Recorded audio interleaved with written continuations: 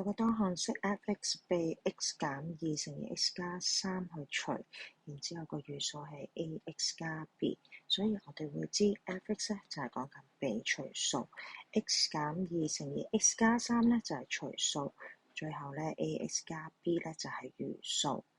見到呢三個部分咧，我哋應該會諗起咧，被除數其實係等於咧除數乘雙再加咧餘數。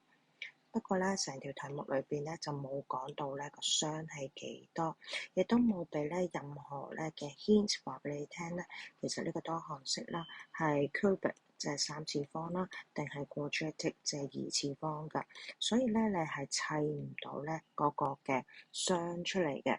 於是乎咧，我哋夾硬作佢係 qx 啦，就會咧寫到呢條式啦。f(x) 其實個餡咧就係除數乘以呢個雙再加埋個餘數，咁樣啦。好啦，呢個咧就係第一句，就會咧令到我哋能夠寫到呢個 f(x) 嘅餡嘅。好啦，第二句喺度做緊啲乜嘢咧？佢話當 f(x) 被 x 減2除嘅時候，個餘數係5。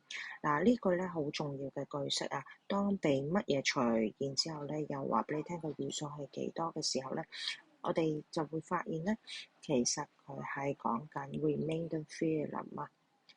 就係話咧，透過代入 x 係某一個數值之後咧，然之後代落去個多項式，我哋就好輕易地可以計到個餘數啦，就唔需要任何咧嘅長除啦嘅方法。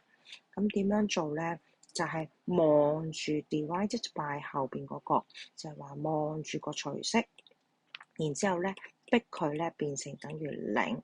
問當 a 等於幾多嘅時候，就將 a 等於幾多嘅數值擺翻落去咧個多項式裏邊嘅 x value 裏邊，我哋就可以輕易計到個 remainder。咁所以咧望住呢個句式嘅時候咧，我哋應該好快可以寫到啦。f 咧濕啲乜嘢啊？就係個 divisor， 即係個除數，逼佢等於0 ，x 等於2。嗱呢個咧自己心諗好啦，唔好寫落去個步驟裏邊，就將咧個 f(x) 就變成 f2，就會等於乜嘢咧？就係等於個餘數5啦。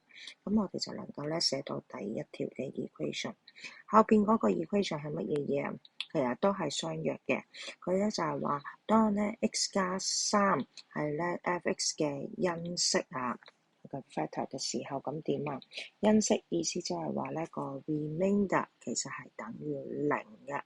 咁所以咧被 x 加3除啦，就係將呢個 x 加3逼佢呢個 divisor 變成0。然之後 x 等於-3，咁所以咧濕 f(x) 嘅時候就會變咗濕 f-3，就會等於乜嘢啊？個餘數就係等於0啦，因為佢話佢係佢嘅 factor。咁所以咧又可以咧寫到咧第二句啦。寫到1、2句咧都唔夠嘅，因為咧 f 嘟咧其實呢啲只係一個名嚟嘅，未有個餡。我哋嘅餡咧係由第一句頭先咧啱啱砌到翻嚟嘅，所以我哋將咧x 嘅 value 啊，原本呢個咧就係當 x 等於2嘅時候得出嚟嘅結果係5啊嘛，所以咧將個2塞落去咧呢啲 x 嘅位置裏邊。咁你唔好擔心嗰個 qx 點搞啊，因為咧喺呢個時候咧好快地咧，我哋會發現有0出現咗，乘以成嚿嘢都係等於0。其實基本上咧前邊嗰嚿係消失咗嘅，剩翻咧就會係有2個未知數啦。